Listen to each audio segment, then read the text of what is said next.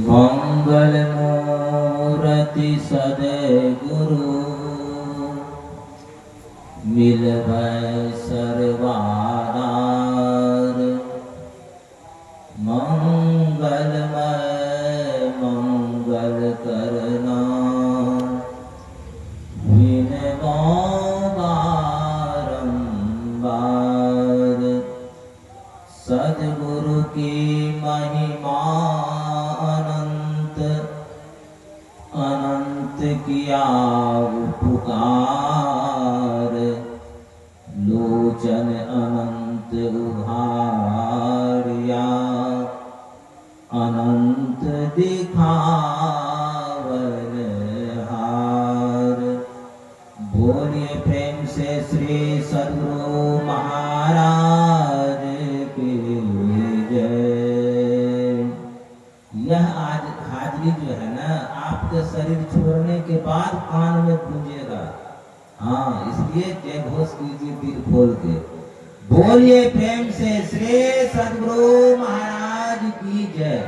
श्री सद्गुरु महाराज की जय। श्री सद्गुरु महाराज की जय। हर क्षण स्मरणीय अनंत श्री विभूषित परमाराध्य सद्गुरु महाराज के चरणों में कोटिशा प्रणाम। मंचस्थ सिद्धपीठ कृपा घाट से आए हुए परम पूज्य गुरु प्रसाद बाबा, सुबोधानंद बाबा और उपस्थित महात्मा गण सभी के चरणों में कोटिशा प्रणाम। आदरणीय सत्संग प्रेमी सज्जन वृंद, आदरणीय भक्तिमती माताओं एवं बहनों, सभी के हृदयस्थ नारायण को कोटिशः प्रणाम। अभी हम लोगों को ज्ञात है आदरणीय सत्यनारायण बाबू प्रत्येक वर्ष अपनी माता पिता के पुण्यतिथि के अवसर पर इस सत्संग का आयोजन करते आ रहे हैं और उसी उपलक्ष्य में आज भी सत्संग हो रहा है। आज भक्ति का विषय पाठ हुआ है। अब भक्ति सब कोई करते हैं, कोई जल चढ़ाते हैं, कोई फूल चढ़ाते हैं, कोई अगरबत्ती चढ़ाते हैं, कोई उपवास करते हैं, कोई दंड प्रणाम करते हैं, कोई डाक बन के जाते हैं, सब भक्ति करते हैं। लेकिन साधु संत महात्मा का जो वचन है, जब तक हम अपने आत्म कल्याण की भक्ति नहीं करेंगे तब तक आवागमन के चक्र में पड़े रहेंगे। जब तक आवागमन के चक्र में पड़े रहेंगे, शरीर धारण करते रहेंगे, दुख कभी समूल नष्ट नहीं होगा। भगवान कृष्ण कहते हैं भूत को पूजने वाले भूत योनि में चला जाता है, और जो गाछ को पूजता है, पीपल गाछ को, बड़ गाछ को, वो गाछ योनि में चला जाता है। हम नहीं कहते हैं, भगवान कृष्ण कह रहे हैं, हमसे लड़ाई नहीं कीजिए, भगवान है। हाँ, भगवान कृष्ण कहते हैं। अच्छा, और जो देवता को पूजता है वो देवलोक में चला जाता है, और हमको पूजने वाला मेरे लोक में चला जाता है। भगवान कृष्ण कहते हैं अर्जुन को, मां में कं शरणं व्रज अहं त्वा सर्व पापे भी मोक्षयिष्यामि मा शुचः। अर्जुन मेरी शरण में आ जाओ, मैं सभी पापों से मुक्त करके तुम्हें मैं अपना परम धाम को दे दूंगा, वहां पहुंचा दूंगा। अब मेरी शरण में आ जाओ। भगवान कृष्ण भगवान के हर समय साथ में अर्जुन रहते थे, और फिर भी मेरी शरण में आ जाओ, इसका क्या कहने का मतलब है? इसका कहने का मतलब है जैसे पानी में आप तेल डाल दीजिए 50 ग्राम, पानी के ऊपर में तेल डाल दीजिए, पानी छिहकते रहेगा, तेल छिहकते रहेगा, पानी में नहीं मिलेगा। 1 किलो दूध में 2 किलो पानी डाल दीजिए, सिया राम में सब जग जानी, 1 किलो दूध में 2 किलो। तो कम से कम दूध पानी को अपना रंग तो दे देगा नहीं। मिलना ऐसा है कि कोई अलग नहीं कर सके, ऐसा मिलना। तो भगवान कृष्ण कहते हैं देखो, सबसे पहले मेरी शरण में आओ तो पहले भगवान को कृष्ण को पहचानेंगे तब ना उनकी शरण में आएंगे। भगवान कृष्ण को कैसे पहचानेंगे? भगवान कृष्ण अपने मुखारविंद से कहते हैं अर्जुन को, अव्यक्तं व्यक्तिमापन्नम मन्यन्ते माम बुद्धयः परम भावं जानोमि ममाव्ये मनुत्तमम्। मेरा जो अव्यक्त रूप है, जिसको तुम इस आंख से नहीं देख सकते हो और दिव्य दृष्टि से भी नहीं देख सकते हो, वह मेरा रूप जो वह सत्य रूप है, असली रूप है। और अभी जो मेरा रूप देख रहे हो यह असत्य है, यह नाशवान है, नाशवान रूप है। तुम मेरे को पहचानो, हमको पहचानो। कैसे पहचानेंगे? तो पूज्य संत सेवी परमहंस जी महाराज अपने प्रवचन पृष्ठ में कहा करते थे, वो मैं आया कहां से, कित जाना कासार, वो मम जननी को पिता, वाको कहिए विचार। विचार कीजिए मैं कौन हूँ, कहाँ से आया हूँ, कहाँ जाना है, कौन हमारे माता पिता हैं। जब से सृष्टि हुई है तब से हम इस संसार में हैं और बहुत माता पिता को छोड़े, बहुत मकान को छोड़े, बहुत जमीन जायदाद को छोड़े और छोड़ते छोड़ते अब परमात्मा कब हुकी करी करुणा नर देही, देत ईस बिनु हेतु सनेही। और कारण ही परम पिता परमात्मा दया करके इस जीव को मनुष्य का शरीर दिया है। अभी भी अगर अपने आप को नहीं पहचाने, अब की पासा न पड़े तो फिर 84 जाए, चक्की पीसते रहिएगा। फिर कब बारी आएगा मनुष्य शरीर का, दुर्लभ है। इसलिए भगवान राम कहते हैं, बड़े भाग मनुष्य पावा। अरे यह भाग से मनुष्य शरीर मिला है, अपना कल्याण मनुष्य शरीर में ही कर सकते हैं। लेकिन कबीर साहब कहते हैं, ऐसी दीवानी दुनिया भक्ति भाव नहीं बुझेगी। अब कोई आवे कोई बेटा मांगे, बेटी कोई न मांगे से, बेटा से कते सुख से सुनिए न, कते सुख से बेटा से हैं। कोई आवे तो बेटा मांगे, यही गुसाई दीजिए जी। अब कोई आवे दुख का मारा, हम पर कृपा कीजिए जी। अब कोई करावे ब्याह सगाए, सुना तो गुसाई दीजिए जी। सांचे का कोई गाहक नहीं, झूठे जगत पतीजे जी। कहे कबीर सुनो भाई साधो, उन अंधों को क्या कीजिए जी। संसार की ओर जब मेरा मन लगा हुआ है, समझ जाइए हम पतन की ओर जा रहे हैं, पतन की ओर जा रहे हैं। देखिए बड़े बड़े राजा महाराजा चले गए संसार को छोड़कर। आज किसी का नामो निशान है? आज कुछ सत्यनारायण बाबू अपने पिताजी का पुण्यतिथि मना रहे हैं। सत्यनारायण बाबू को जो दादा परदादा है, उनका कौन पुण्यतिथि मनाता है? भूल गया कि नहीं भूल गया? संसार भूल गया ना, वंशज भूल गया ना। ऐसे आपको भी भूल जाएगा, सब भूल जाएगा, नामो निशान मिट जाएगा। लेकिन एक बात याद कीजिए, जितने राजा महाराजा फकीरी धारण कर लिए, उनका नाम अभी तक अमर है कि नहीं है? हैं? उनके आगे सिर झुकता है कि नहीं झुकता है? उनके आगे हाथ जोड़ करके नमन करते, प्रणाम करते हैं कि नहीं करते? क्यों करते हैं? क्यों करते हैं? इसलिए उन्होंने अपने जीवन के लक्ष्य को समझ लिया, उन्होंने अपना कल्याण कर लिया, उद्धार कर अपने आप को निज को न गिरने दे कभी। मनुष्य आप ही अपना मित्र है, आप ही अपना शत्रु है। आप अपना कल्याण आप कर सकते हैं और आपका दूसरा कोई कल्याण नहीं कर सकता है।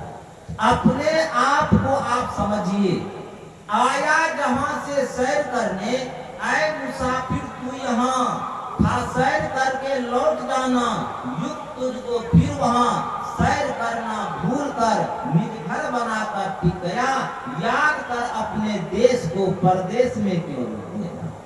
जीव के लिए यह परदेश है, परदेश है, और परदेश को हम अपना घर समझने लगे। हम लोगों की कैसी हालत है देखिए, एक बार इंद्र भगवान आ गए सुअर के शरीर में, सुअर के शरीर में आ गए, और सुअर के शरीर में आए तो पारिवारिक बंधन में बंध गए। एक सुअरनी को 15-16 संतान होता है, 15-16 संतान। रहता कहाँ? टाइल्स मार्बल के घर में, एसी घर में नहीं। सुअर के पहाड़ी होकर कभी आप लोग गए होंगे ना, है तो ऐसा लगता है कि दम टूटा छूटा दम, एकदम दौड़ के नाक बंद करके भाग जाते हैं कि वहां थोड़ा सुगंध लेते हैं खड़ा होकर के। कहिए अच्छा, उसी के नजदीक में सुअर चराने वाला रहता है, उसको पालने वाला पूरा परिवार बाल बच्चा रहता है, उसको गंध लगता है। अगरबत्ती के गंध सब लागे है, जरा सुगंध लागे तो खूब देता है, जरा गंध लागे छे दम घूटे छे, खांसी खाए छे, बेदने हटा है, सबको सब कुछ अच्छा नहीं लगता है। अब जैसे हम लोग सुअर के पहाड़ी से नाक बंद करके जान बचा करके भागते हैं, ऐसे ही साधु संत महात्मा को संसार का ऐसा गंध लगता है कि दम घुटने लगता है। इसलिए कबीर साहब को रहा नहीं गया, जगत पीठ दे भागो, भागो जगत को पीठ दे दो। लेकिन हम लोग जगत को क्या पीठ देंगे, और दोनों हाथ से पकड़ लेते हैं। एक तो बूढ़ी माटी माया आई, एक टकिया लेकर के सत्संग में आए ना तो अंकुर कर कहियो ले क्या सकर दिए तो जीवन बीत गई। बेटा सब की करते लेकर एक टकिया लेकर के आई, अब 4-5 महात्मा छे, अब किसको देंगे नहीं देंगे सोचने लगी। हाँ, फिर मुट्ठी बंद की है एकदम कहीं गिर न जाए। अंत में दान देने का जब समय आया ना, ऐसे मुट्ठी खोल के देखती है तो बेचारा वो पसीना पसीना हो गया था। तो वो बूढ़ी माता कहती है, हे तू किया करे छ, हमें मरी जेबन तोरा ने भजबन ककरो ने जेबन कर आदर से घर लेके जेबन, तू किया करे छ। एकदम गांठ बांध करके रखिए, सब कुछ सोना चांदी सब यही रह जाएगा। लोग कहता है कि मरने के बाद में पान में सोना देता है, आप नहीं देखे घाट पे कहानी कहा कोई को कि सोना जब दे घाट पे जाइएगा ना जलाने के लिए, वहां का जो अधिकारी है, पदाधिकारी जो वहां है, वो मुंह से सोना निकाल लेगा। अगर आपने ले करके भाग जाएगा आपके लाश को, आप जबरदस्ती नहीं कर सकेगा, मार पीट दंग फसाद शुरू हो जाएगा। हाँ, ये मत ये सोना। अरे जीवन में जो करना है कर लीजिए, कर लीजिए, समझे ना। और जो कीजिएगा अभी आप शुभ काम, वही साथ में जाएगा। अब देखिए कितना, मैं गोपी चंद की माँ देखिए, देख रहे ऊपर है माँ छत पे बैठी हुई, और गोपी चंद का पूरा शरीर फुला हुआ है, उनकी धर्मपत्नी स्नान करवा रही है, तेल मालिश कर रही है, और माँ ऊपर से देखती है अपने बेटे को। भाव आ जाता है मन में, जैसे इसका पिताजी सुंदर था ना, वैसा ही यह सुंदर है। हाँ, अब हमारे तो मालिक साहब गुजर गए, एक दिन यह भी गुजर जाएगा, चला जाएगा। है? रोते जग की अनित्यता पर सभी विश्व को छोड़ चले, कोई चढ़े चिता के रथ पर, कोई कब्रों की ओर चले, रुका न पल भर मित्र पुत्र, माता से नाता तोड़ चले, लैला रोती ही रही कितने मजनून मरते कोमल वस्त यहाँ, बचती न जवानी परदेसी, माया का मोहक बनकर क्या मैं कहूँ कहानी परदेसी है। तो परदेश है, इसलिए कबीर साहब बड़ा सोच विचार करके कहते, सुनने में अशुभ भी आप लोगों को लगेगा। साधो ई मुर्दन के गम, पीर मरे पैगंबर मर गए जिंदा जोगी, राजा मर गए प्रजा मर गए वैद्य व रोगी, चांदो मर हैं सूरजो मर हैं, कोई अमृत पी के नहीं आया है, मरिया धरनी आकाशा, 14 भुवन की चौधरी मर गए उन्हों की क्या आशा। नाम अनाम रहे जो सदनी, दूजा तत्व न कोई, कहे कबीर सुनो भाई साधो, भरमी परो जन कोई, साधो ई मूर्धन के गाँव। यह भाई जिसको हम लोग बस्ती कहते हैं ना, साधु संत महात्मा उसको उजार कहते हैं। उजार है, उजार कहाँ सब उजर के कहाँ बसते हैं, श्मशान घाट में बसते हैं ना। तो साधु संत महात्मा उसी को बस्ती कहते हैं, वही अपना कुटी बनाते हैं और वही रहते हैं। एक युवक ने कहा बाबा यहाँ रहते हैं, आपको दिक्कत होगा, चलिए ना हमारे घर पे रहिएगा, खूब सुंदर बंगला है, सेवा करेगा, वही सबसे मिलिएगा। तो महात्मा जी कहते हैं अरे वहाँ कोई मिलेगा कि नहीं मिलेगा कोई ठिकाना नहीं है, लेकिन यहाँ तो सबको आना ही आना है, बारी बारी से मिलते जाएंगे सबसे। कहता यहाँ आपको दिक्कत हो रहा है, कहता तुमको दिखाई नहीं देता है, दिखाई नहीं देता है। जमीन पे सो जाता हूँ, सिरावन हाथ रखता हूँ, मैं अपना तोशक तकिया बिछाऊं हमेशा साफ रखता हूँ, एकदम तैयार, लोमस मुनि की तरह। ऐसे विरक्त साधु महात्मा है। आप समझिए जब गोपीचंद की माता जी के अंदर, अच्छा हम में समझ बहुत फैलिए हाँ सुनिए, अब समझिए गोपीचंद की माँ को याद आ गई एक दिन इसका भी शरीर छूट जाएगा, इसका भी शरीर छूट जाएगा। यह भाव जैसे आई ना, आंख में आंसू आ गया, आंख में आंसू आ गया। जैसे आंख में आंसू आ गया तो आंसू गिर गया गोपीचंद के देह पे, गिर गया। आंसू गर्म होता है, तुरंत गोपीचंद ऊपर देखा गया, बारिश तो कहाँ से हो रही है, बूंद कहाँ से गिरी, ऊपर देखा माँ रो रही है, माँ रो रही है। आजकल माय बाप जो कहने छे ना तो बेटा खुशी मनावे छे, ढोलक बजावे छे, भजन पूजा कहने छे, जल्दी मिल गया, मगर सब यही मनाता है विशेष करके हैं। आप तुरंत ऊपर गई, माँ तुम क्यों रो रही है, तो नहीं कोई दुख तो जरूर हुआ, आंसू आने का मतलब है दुख हुआ।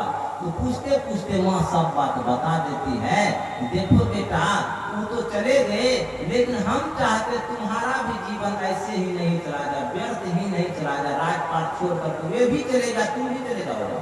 तो क्या करे माँ, तुम चले जाओ गुरु के सानिध्य में, गुरु कर लो और ध्यान भजन करो बेटा, वही साथ में जाएगा, वही साथ में जाएगा। तो गया गुरु गोरखनाथ जी से दीक्षा लिया, और गुरु गोरखनाथ जी क्या कहते हैं, जाओ माँ से भिक्षा लेकर, भिक्षा में आदेश हुआ, भिक्षा लेकर कर। जब माँ के पास में गोपीचंद आए, माँ क्या कहती है, बेटा भिक्षा लेकर के क्या करोगे, 3 शिक्षा ले लो, 3 शिक्षा ले लो। तो 3 शिक्षा में क्या कहती है, क्या कहती है माँ, कहती है तुम्हें स्वादिष्ट भोजन करना, स्वादिष्ट भोजन करना है। स्वादिष्ट भोजन कहाँ से, कभी घृत बना, कभी मुट्ठी भर बना, कभी उसमें भी बना। हम लोग कहीं जाते कोई खुश होता है, कोई दू चारटा बात बातो कही दे छे, हम तो समझे छिए बड़ा गोसाल जंगल से, तो हम सब मिला दे छे, पुलिस क्या दे छे, तो कम से कम खैता स्थिर रहे, बड़े से ले जाए, आराम से निकल जाए छे ड्राइवर में। हाँ बसे भाव समझते हैं हम, प्रत्येक भक्त की भाव सब समझता है, लेकिन क्या करेंगे, संसार में तो मिला जुला के चलना पड़ता है। हाँ कहते स्वादिष्ट भोजन करना, अब माँ स्वादिष्ट भोजन कैसे मिलेगा, बेटा तुम समझा नहीं, अरे जब तुम्हें बहुत भूख लगे तो तब अगर जो भी मिल जाएगा उसमें स्वाद आएगा। हाँ स्वाद लगा, भूख लगा तो सत्तू का आगू कहाँ सब जानते छिए, कहाँ पहुंचा देता है। दूसरी बात माँ कहती है मजबूत गढ़ में रहना, मजबूत गढ़ में रहना। अब मजबूत गढ़ बीच इंची का दीवार वाला गढ़ कहाँ मिलेगा, तो माँ कहती है कि बेटा समझा नहीं, सत्संग ही मजबूत गढ़ है, सत्संग ही मजबूत गढ़ है। तुम सत्संग गढ़ में रहना, सत्संग गढ़ में वास हो तो अब पास क्या करे। तीसरा क्या बोले हम तो भूल गए, है? मजबूत घाट में रहना, स्वादिष्ट भोजन करना, मुलायम बिछावन पर सोना। मुलायम बिछावन क्या हुआ? जब नींद लगती है, प्यास न माने धोबी घाट, नींद न माने टूटी खाट। हाँ, प्यास लगता है तो कहीं भी पानी आप पी लीजिए, घाट का विचार नहीं कीजिएगा। नींद लगेगा तो एकदम खाली जमीन पे सो जाइएगा ना, तो फिर भी खूब आराम लगेगा, गद्देदार बिछावन का सुख होगा। अगर मखमल पर भी सोइएगा ना, माथा में टेंशन है तो करवट बदलते रहिएगा, रात में सोना हराम, डॉक्टर के पास में जाइएगा, टेबलेट खाना पड़ेगा। तो कहने का मतलब है, गोपी चंद माँ का कहने का मतलब है, यह संसार असत्य है और सत्य परम पिता परमात्मा है। जब तक हम उस परमात्मा को नहीं प्राप्त कर लेते हैं, सत्य स्वरूप जीवात्मा जब तक परमात्मा से नहीं मिलेगा, तब तक जो है वह अशांत रहेगा। बस 2 मिनट और लेंगे, बेसी नहीं लेंगे। जब ढेला फेंकते हैं तो आकाश में फेंकते, जितना शक्ति लगती है तो ढेला जो अशांत रहता है। ढेला जब आकाश से नीचे धरती पे गिर गया, शांत हो जाता है ना, एकदम स्थिर। अच्छा देखिए, पानी गिराइए, नीचे क्यों बहती है पानी? नीचे क्यों बहती है? नीचे जो है पानी का सबसे बड़ा मंडल नीचे है, वह भी चाहता है अंशी से मिल जाए, अंश से मिल जाए तो हम सुखी हो जाएंगे। ढेला भी धरती से मिल गया अंश से तो सुखी हो गया। वैसे ही दिया की लो जलाते हैं, ऊपर की ओर जाती है। क्यों? अग्नि का सबसे बड़ा मंडल सूर्य है। जब तक वह सूर्य से अपने मंडल से मिल नहीं जाएगा, तब तक अशांत रहेगा, दुखी रहेगा। ऐसे ही जीवात्म प्रभु का अंश है। जस अंश नभ को देखिए, घट मठ प्रपंचन जब मिटे नहीं, अंश कहना चाहिए। जीवात्मा परमात्मा का ही अंश है। जब तक अंश अंशी से नहीं मिल जाएगा, तब तक यह दुखी रहेगा। यथा नद्य संगमाना, नदी जाती है, कल कल छल करके बहती है, तो यथा नद्य संगमाना समुद्रेस्तम गच्छन्ति नाम रूपे विहाय, तथा विद्वान नाम रूपादि मुक्त प्रात परम पुरुष रूपे दिव्यम सरिता सर्जन निधि में जाहि हो या चल जिमी जीव हरि पाई।